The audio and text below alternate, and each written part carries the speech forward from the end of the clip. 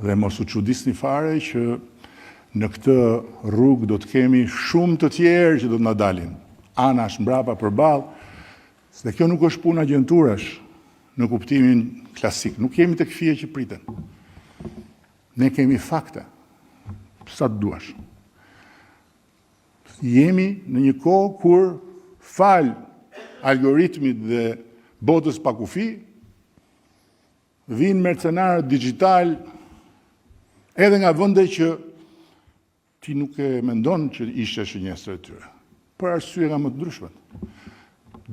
Të sponsorizuar nga shteti janë të identifikuar ata që vinë nga Irani, të tjerët kanë lloj-lloj sponsorësh. Por ne nuk kemi punë me asnjë prej tyre në kuptimin që të intimidohemi, apo që të kompleksohemi, apo që të spërdridhemi.